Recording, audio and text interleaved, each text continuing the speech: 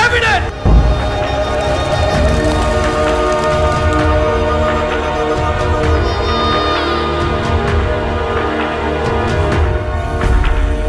நம்ம ஆக்சுவலி என்றென்று புன்னகை பார்த்த பிறகு இமீடியட்டாக உதய் சார் என்னை ஆஃபீஸ் கூப்பிட்டு என்னை கமிட் பண்ணிட்டாரு. அதுக்கப்புறம் வந்து அவர் இந்த படத்தை நான் ஆக்சுவலி இதய முரளின்ற ஒரு ஸ்கிரிப்ட் தான் ஆரம்பித்தோம். அது வந்து பட்ஜெட் ரீதியாக கொஞ்சம் அதிகமாக போனதுனால நாங்கள் வந்து சரி வேணாம், இந்த ஒரு கதையை பண்ணலான்னு. பட் இந்த மனிதன் கதை பார்த்திங்கன்னா கூட இதில் வந்து எனக்கு வந்து அந்த என்றென்று புன்னகை மாதிரியே வந்து ஒரு காமெடி படம் பண்ணக்கூடாதுன்றதுல நானும் தெளிவாக இருந்தேன், அவரும் தெளிவாக இருந்தார். ஸோ ஒரு சீரியஸான ஃபிலிம் அட்டென்ட் பண்ணலாம் அப்படின்றதுனால தான் வந்து மனிதனுடைய ஸ்கிரிப்டு வந்து ரொம்ப பிடிச்சிருந்துச்சு, அதனால் நான் சூஸ் பண்ணேன்.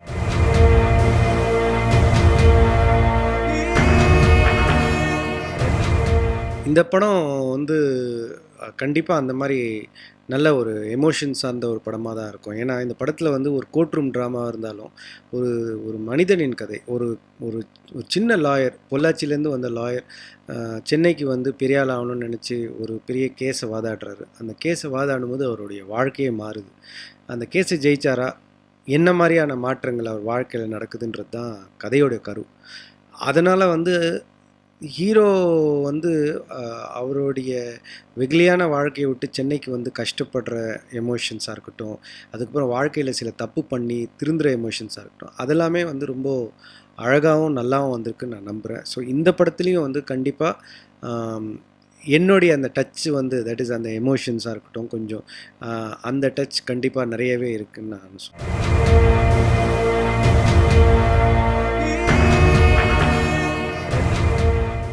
இது கண்டிப்பாக வந்து டயலாக்ஸ் வந்து ரொம்ப முக்கியமான ஒரு ஏன்னா அது கோர்ட் ரூம் ட்ராமானாலே டயலாக்ஸ் ரொம்ப இம்பார்ட்டண்ட்டான ஒரு விஷயம்.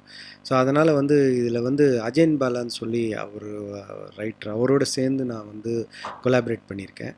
ஸோ இந்த படத்தை பொறுத்த வரைக்கும் வந்து ரொம்ப ஹெவியான டைலாக்ஸுன்றதோட முக்கியமாக வந்து யதார்த்தமான டைலாக்ஸு ஆழமாக இருக்கும். ஆனால் வந்து எல்லாரும் புரிஞ்சுக்கிற அளவுக்கு ஒரு பாமரர் போய் சேர்கிற மாதிரியான டைலாக்ஸ் தான் நாங்கள் ஃபோக்கஸ் பண்ணியிருக்கோம். ஏன்னா ஹீரோ வந்து ஒரு ஒரு வில்லேஜ்லேருந்து ஒரு பொள்ளாச்சியிலேருந்து வந்து வர ஒரு கஷ்டப்படுற வக்கீல், அவர் எப்படி பேசுவார் அப்படின்றத மனசில் வச்சுக்கிட்டு டைலாக்ஸ் எழுதியிருக்கு. பட் வந்து நிறைய இடத்துல வந்து கிளாப்ஸ் வாங்கக்கூடிய முக்கியமான டைலாக்ஸ் வந்து ரொம்ப அழகாக வந்திருக்குன்னு நான் நம்புகிறேன். இதை நீங்கள் படம் பார்த்தா உங்களுக்கு தெரியும்.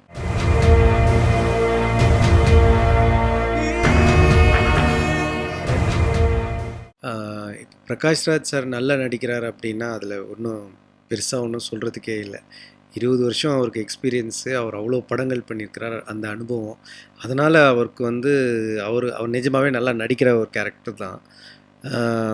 ராதா ரவி சாரும் அதே மாதிரி ஒரு சீனியர், ரொம்ப நிறைய படங்கள் நடிச்சிருக்கிறாரு. இப்போ என்னன்னா உதய் சார் வந்து இவங்களுக்கு ஈக்குவலாக நடிக்கணும்.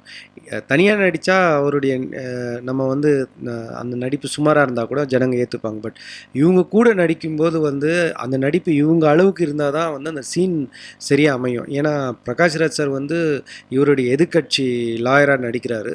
அவர் வந்து கத்தி பயங்கரமாக பர்ஃபார்ம் பண்ணி அந்த கேஸை வாதாடும்போது அவரோட அதிகமாக ஹீரோ பண்ணாதான் அந்த ஹீரோ கேஸை ஜெயிச்சாருன்னா ஆடியன்ஸ் ஒத்துப்பாங்க. ஸோ இந்த படத்தில் வந்து இது வந்து உதய்க்கும் எனக்குமே ஒரு பெரிய சேலஞ்சிங்கான ஒரு சுச்சுவேஷன்.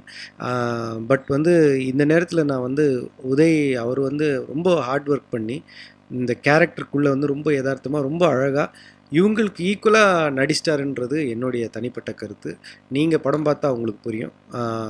அந்த அந்த சீன்ஸ்லாம் ரொம்ப சேலஞ்சிங்காக இருந்தாலும் அதில் ஒரு உயிர் கொடுத்து ரொம்ப அழகாக பண்ணியிருக்கிறார். ஏன்னா பிரகாஷ்ராஜ் சார் ராதா ரவி சாருக்கு நடுவில் மாட்டிக்கிட்டு முழிக்கிற ஒரு கேரக்டர் இது.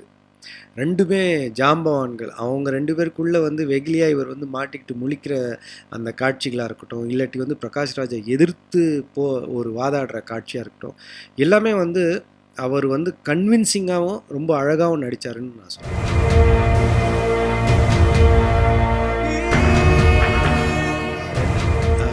கண்டிப்பாக வந்து விவேக் சார் வந்து ஒரு லெஜெண்ட், ஒரு நல்ல மனிதர், ரொம்ப இன்டெலிஜென்ட்டான ஒரு ஹியூமன் பீயிங்.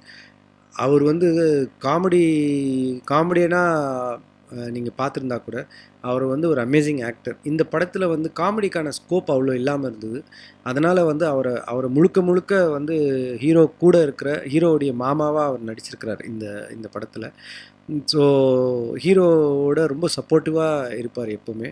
அண்டு ஆனாலும் அங்கங்கே வந்து கேப் கிடைக்கும்போது அவருடைய பஞ்சஸை அவர் வந்து அங்கே யூஸ் பண்ணி அந்த இந்த படத்தில் வந்து அவருடைய ஆக்டிங் வந்து கண்டிப்பாக மக்களுக்கு வந்து ஒரு வித்தியாசமான ஒரு பரிமாணத்தில் விவேக் சாரை நீங்கள்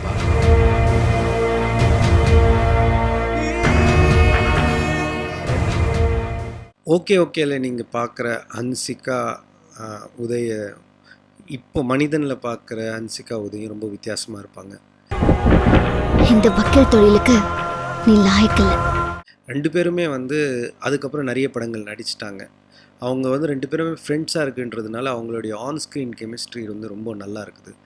அண்டு அவங்களுக்கு வந்து இந்த படமே வந்து கொஞ்சம் வித்தியாசமாக இருக்கும். ஏன்னா ஹன்சிகா எப்பவுமே பப்ளியாக இருப்பாங்க. அவங்க இந்த படத்தில் வந்து ஒரு மெச்சூர்டாக ஒரு ஸ்கூல் டீச்சருடைய ரோல் பண்ணியிருக்காங்க. ஹீரோவை வந்து எங்கேயாவது தப்பு நடக்கும்போது ஹீரோவே திருத்தி ஒரு நல்ல வழிக்கு கொண்டு போகிற ஒரு ரோல்.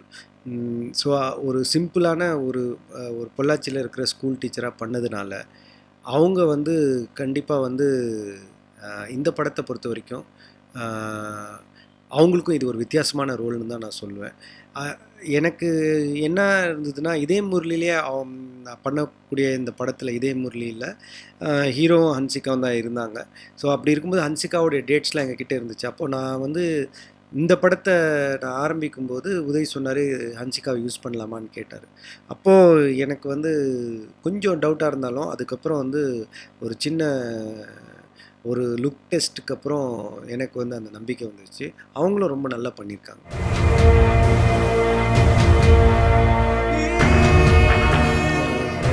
மனிதன் படம் வந்து கண்டிப்பாக உங்களை வந்து ஒரு நல்ல விதத்தில் பாதிக்கும். ஏன்னா ஒரு படம் பார்த்துட்டு நீங்கள் வந்து நைட் தூங்கும்போது கண்டிப்பாக அந்த படத்தில் இருக்கிற ஏதோ ஒரு விஷயம் கண்டிப்பாக உங்களை வந்து தாக்கும். ஏன்னா இதில் வந்து ஒரு சமூக கருத்து, ஒரு ஜனரஞ்சகமான கதை, அருமையான பர்ஃபார்மன்ஸ். அது பிரகாஷ்ராஜ் சார், ராதா ரவி சார், ஐஸ்வர்யா ராஜேஷ் நடிச்சிருக்காங்க, விவேக் சார், இவங்க எல்லாருமே சேர்ந்து அவங்களுடைய பெஸ்ட்டை கொடுத்துருக்காங்க. மியூசிக் வந்து சந்தோஷ் நாராயணன், நல்ல பாடல்கள், நல்ல பேக்ரவுண்ட் ஸ்கோரு, அண்ட் வந்து ஒரு நல்ல ஒரு